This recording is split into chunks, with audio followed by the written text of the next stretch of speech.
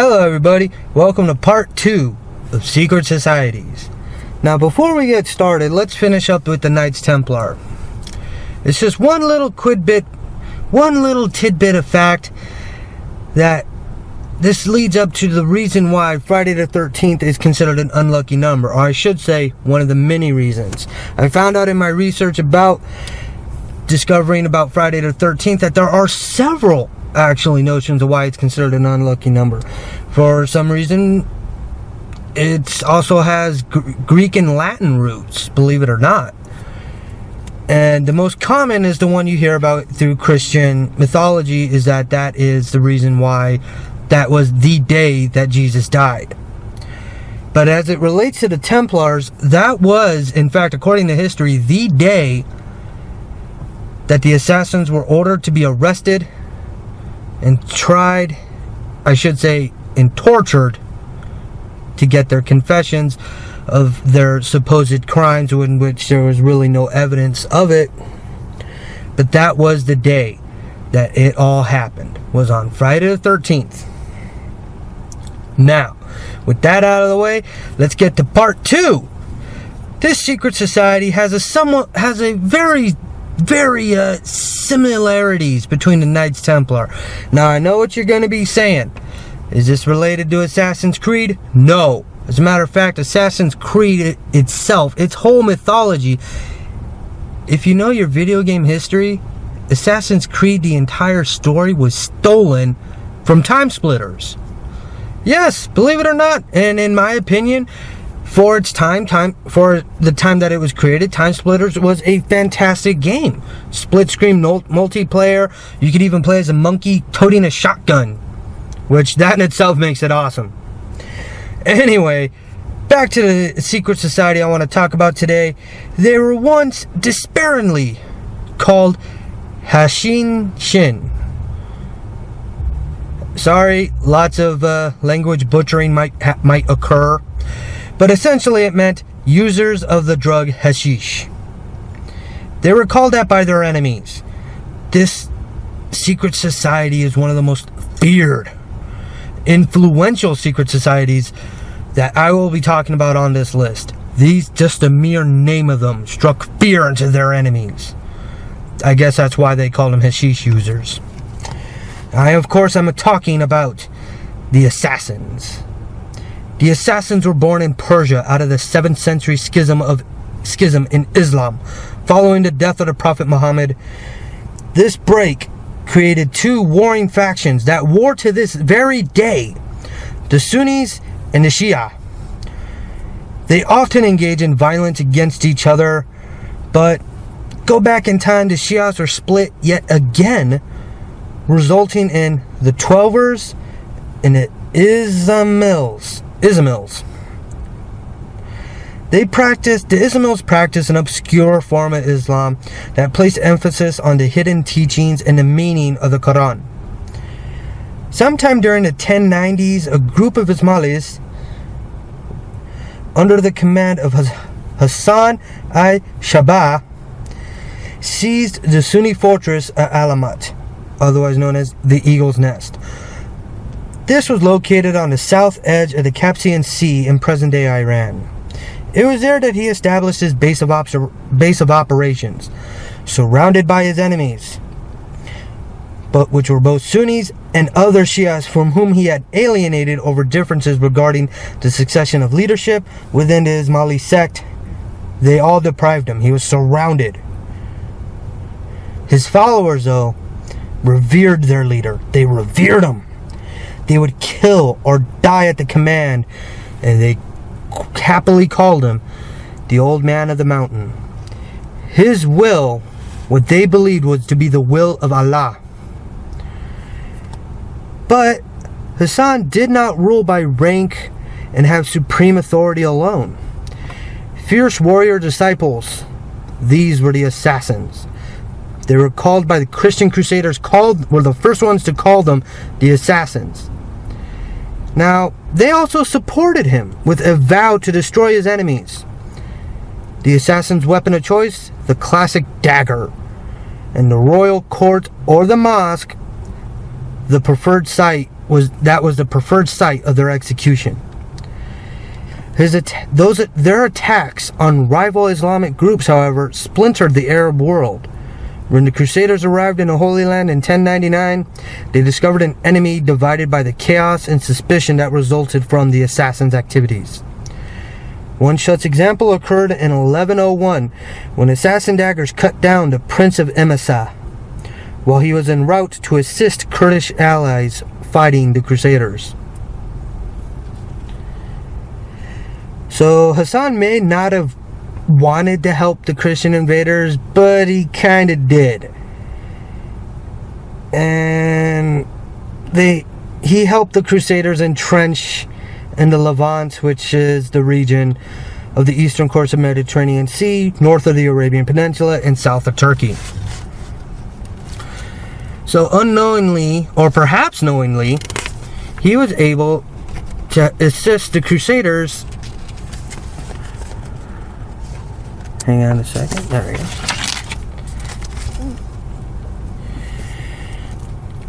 So after he helped the Crusaders, it was kind of like, it's kind of hard to describe. I guess you could say the enemies of my enemies are my friend.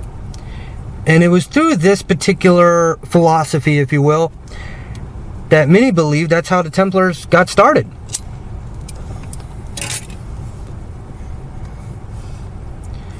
If you break it down, they are pretty much parallel lines. They were pretty much there as a paramilitary force, there to assist their particular cause, as the Templars were there to assist Christians. The assassins were there to assist their particular section of Islam, which was led by the old man of the mountain. Hassan himself, he died in 1124 at the age of 90, having ruled the Persian Islamis for nearly 35 years. His first two successors maintained the old man's tradition of killing major political and religious rivals. The killers assured that if they died, they would go straight to that paradise.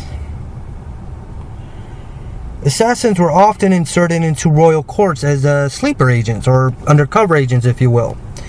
They would wait quite often for years for that secret signal to execute their leader. Or execute the ruler, not their leader. Sorry about that. However, Hassan's fourth successor, known as Hassan II, he was a renegade. He claimed he was a Madai, which is God's direct mouthpiece. And he succeeded from Islam itself to form his own religion, breaking from the Muslim laws. Hassan II allowed his followers to drink alcohol and eat pork, which is a big no-no. Well, in their religion, it's a big no-no to do that, but he allowed it. Hassan II's spiritual revolution, it didn't sit well with everyone, obviously. He was assassinated by his brother-in-law. The Persian assassins returned to a more orthodox form of Muslim faith, while the Syrian branch of the assassins, led by Rashid ad-Din Sainan, began to murder for financial gain rather than religious or political power. The Syrian assassins, situated mainly on the mountains near the forest of Masif, they had regular dealings with the Crusaders, often fighting on their side to maintain power against the Muslim enemies, and at other times joining the Muslim forces to fight against the Christians. They even considered converting to Christianity in 1173 to take advantage of the beneficial tax laws, but they were blocked by other Christian groups. Christian groups blocked them from doing so because they were jealous of their prerogatives, saying, well, if you're only going to do it for tax reasons, then no, we're not going to let you do that. The Syrians also believed to have bought off the Knights Templar in annual payments of gold in order to avoid military conflict with them. In my opinion, that would make them kind of like a paid ally. And so everything was doing good, I guess.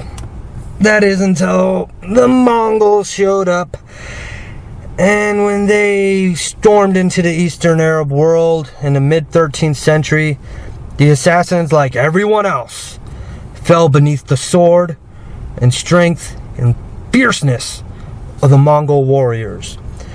The fear inspired by the assassins was absolutely nothing compared to the Mongols. The Mongols, the tactics they would use to break their enemies' morale was absolutely devastating. If you were to call the assassins terrorists, well, they were out-terrorized by the Mongols.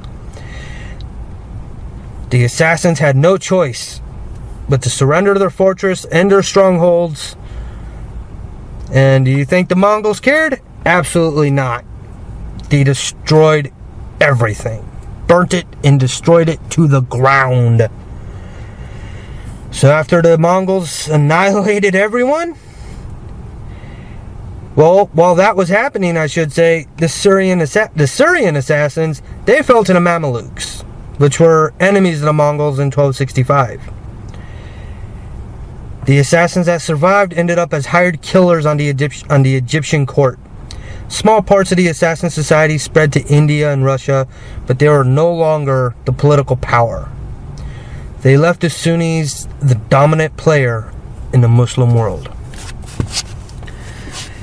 The assassin's legacy strongly linked to the beliefs practiced by other secret societies. Hassan I is said to have preached reincarnation. They also believed that holy scriptures contained secrets and hidden meanings. Many groups would later on mirror a lot of the assassins' beliefs in hierarchy and initiation, such as the Hermetic Order of the Golden Dawn. The assassins greatly influenced the Knights of the Templar in a number of ways. It is known to two groups to have contacted in Syria before the Templar rule. The Knights Templar Code of Conduct was written in 1128. There's very little disagreement that Hugh de Paynes, the knight who founded the Knights Templar, patterned the new organization directly on the assassins. Their cause was the same, was to serve as the paramilitary force fighting on the side of their respective religions.